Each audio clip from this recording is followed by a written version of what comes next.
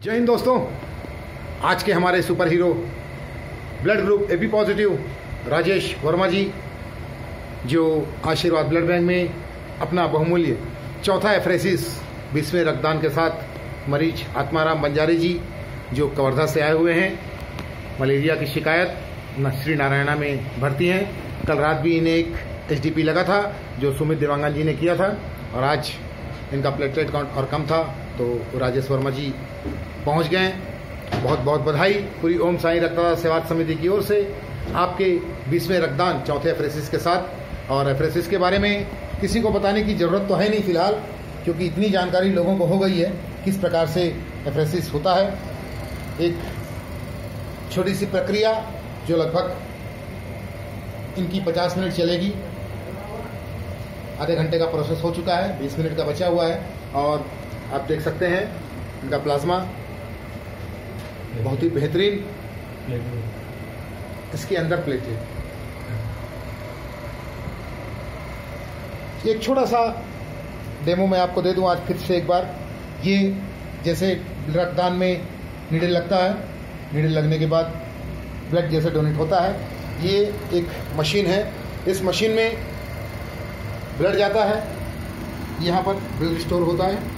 इसके बाद ये ब्लड जाता है नीचे, यहाँ से सेंट्रीफ्यूज होके प्लाज्मा प्लेटलेट इसमें से बाहर निकलते हैं और यहाँ जमा हो जाता है, और बाकी जो ब्लड बचता है, जो आरबीसी डब्ल्यूबीसी है, वो वापस इनके शरीर में वापस आ जाता है। ये प्रक्रिया लगभग 50 मिनट तक निरंतर चलती है, और ये एक सबसे अच्छा तरीका है किसी भी रक्तदाता के लिए, और मरीज के लिए सबसे उपयुक्त, सुविधाजनक, और हम ये बोल सकते हैं कि मरीज को किसी प्रकार का कोई रिएक्शन होने की संभावना बहुत कम होती है, क्योंकि इसमें single donor platelet, single donor से ही प्लेटलेट जाता है। ये सचमुच बहुत ही फायदेमंद है मरीज के लिए। जिस भी मरीज को 4 प्लेटलेट की रिक्वायरमेंट होती है, तो उनके लिए हमारा यही सजेशन होता है कि आप एक एसडीपी करवाएं, जिससे आपके मरीज को रिएक्शन की संभावना ना के बराबर रहे। पूरी ओम साई रक्तदाता सेवा समिति की ओर से राजेश सर को बहुत बहुत बधाई। राजेश सर कुछ कहना चाहेंगे? जय हिंद। चलिए, बहुत बहुत बधाई आपको। और हमारे साथ हमारे टेक्नीशियन यहाँ पर भुवनेश जी उपस्थित हैं, जो राजेश जी का एसडीपी कर रहे हैं, और अभी थोड़ी देर पहले नीलकंठ साहू जी का एसडीपी इन्होंने किया हुआ है। सर, आज कुछ कहना चाहेंगे आप? आज संडे को आप आए हैं, आप लोग का एक हुआ, आप लोग का सहयोग आशीर्वाद ब्लड बैंक बना रहे, बस यही कहना चाहता हूँ सर। आशीर्वाद ब्लड बैंक में नहीं बना रहेगा, हमारा सहयोग मरीजों के लिए बना रहेगा, आपके सहयोग के साथ। और जिस प्रकार आपका सहयोग रहता है, सचमुच हमारे लिए बहुत अच्छा है। रायपुर में कुछ एक ब्लड बैंक है जो आंख मूंद कर ओम साई पर विश्वास करते हैं। यह विश्वास बना रहे, यही हम भी चाहते हैं। और सभी रक्तदाताओं से मेरा यही निवेदन है कि आप अपने पास के ब्लड बैंक में अपना बहुमूल्य रक्तदान अवश्य करें, जहां भी जरूरत पड़ती है, क्योंकि आजकल कैंप ना के बराबर हो रहे हैं, इसलिए आपकी जरूरत बहुत ज्यादा पड़ रही है। और दूसरी बात, विशेष रूप से ध्यान रखें कि आप जिस भी ब्लड बैंक में ब्लड डोनेशन करें, वहां पर डिपॉजिट वाला खेल ना हो, क्योंकि ये डिपॉजिट वाला खेल जहां खेला जाता है, वहां से किसी न किसी प्रकार का आपका खून बिकता है। तो एक प्रकार के जिम्मेदार आप भी रहते हैं उस खून के बिकने में, उनका सहयोग करने में।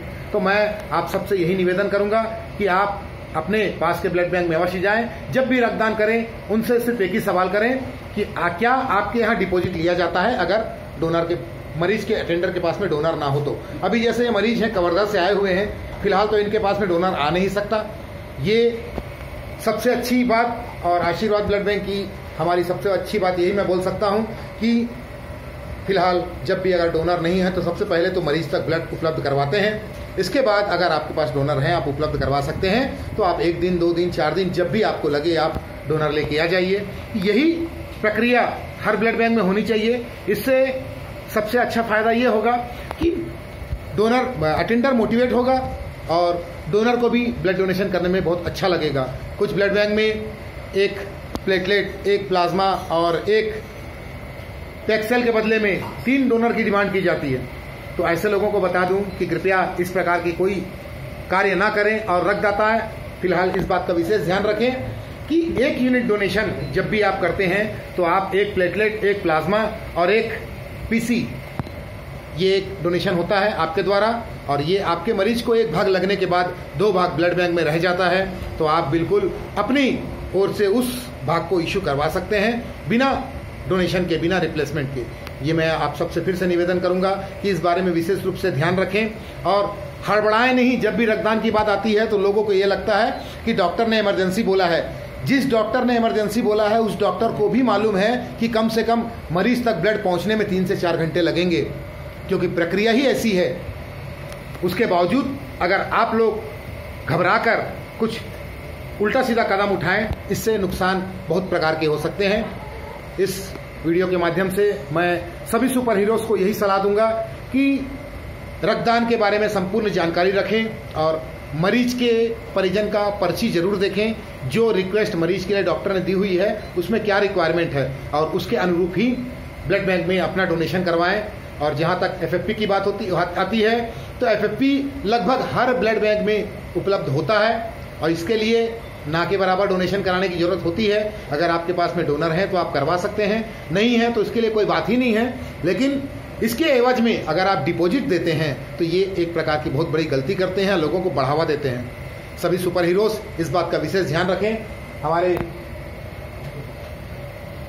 ओम साई रक्तदान सेवा समिति विगत 3 वर्षों से इसी में लगी हुई है और काफ़ी लोगों में इसके बारे में जागरूकता आ भी गई है और मैं चाहता हूं कि आप सब भी जागरूक हों, क्योंकि आपकी जागरूकता ही ऐसे ब्लड बैंकों पे लगाम कस सकती है।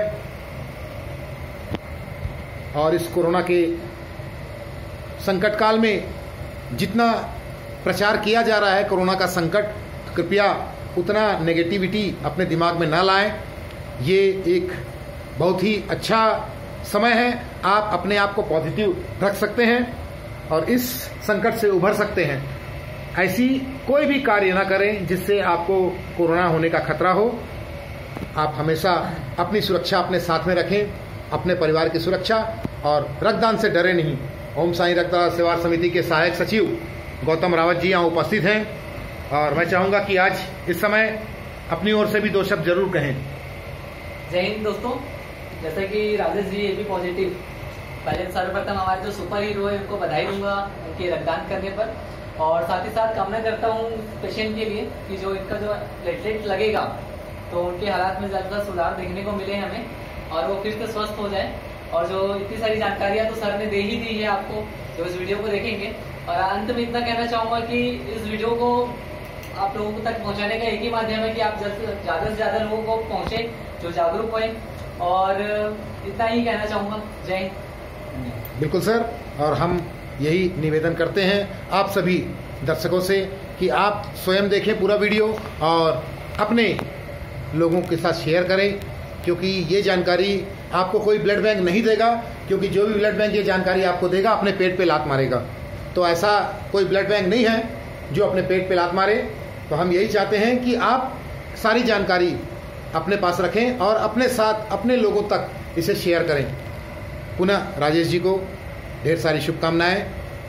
जय हिंद, जय भारत।